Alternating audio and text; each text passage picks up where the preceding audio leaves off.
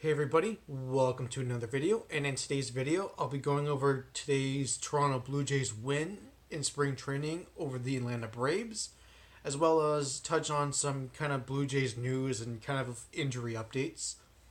So the Blue Jays win today over the Atlanta Braves, I believe by a final score of 13-6. Luke Maile had a really good game today. He had 4 RBIs, he was 3 for 4, he picked up a 3-run home run, and he had a sac fly. This is pretty good because Maile's going to be our backup catcher, and the one knock on Luke Maile is that he's pretty much an automatic out when he's batting, and when he's actually in a game, he's like an automatic out. But his defensively, he's really good, and that's why the team likes him, because he's such a good defensively sound catcher. But this is great for Maile. If he can get the offense kind of rolling here, heading into the season, that's really good. Maybe he'll actually have a better offensive year this year. I would hope so, because the backup catcher is pretty important, because if Russell Martin goes down with some sort of injury, or if they just need to give Russell Martin a break, they can go to Maile and know that he can actually produce offensively when he's in the lineup. So in this game, also, Richard Urena and Gif Nagope both had triples and RBIs in this game. For Urena, he's had a really good spring for the Blue Jays.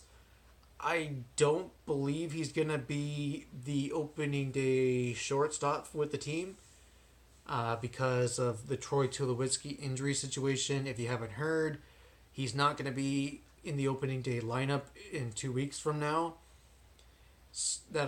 I'm assuming they're probably going to go with Diaz as our opening day shortstop, and I hope Diaz gets the chance because I've liked Diaz's play as well this spring.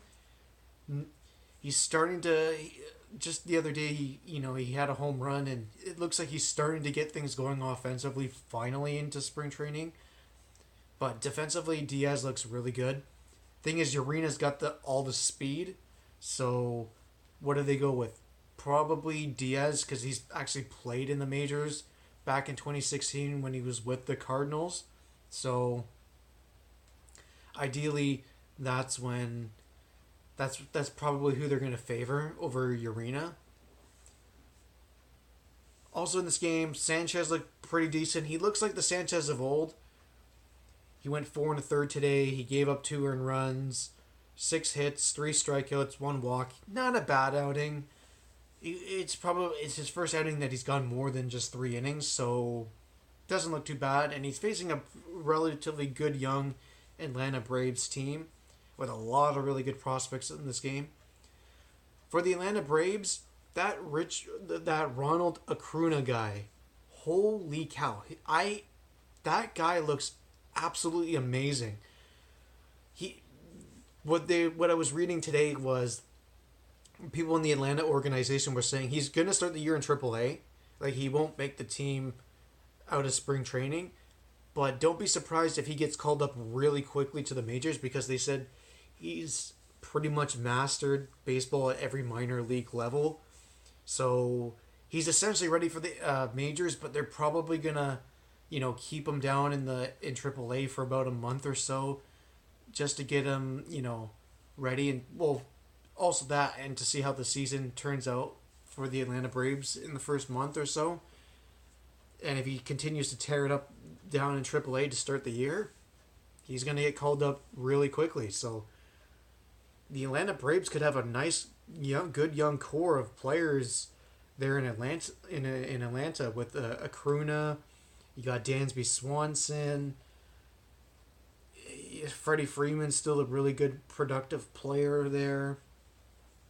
Like, Atlanta's going to be an exciting team to watch probably this year, maybe even next year too. They're going to be one of them, a good, young, exciting team, which the Blue Jays will be in probably about 2 years' time, when they have Bo Bichette and Vladdy Jr. and Teoscar Hernandez is a regular. Grichuk is still really young. He's only 26.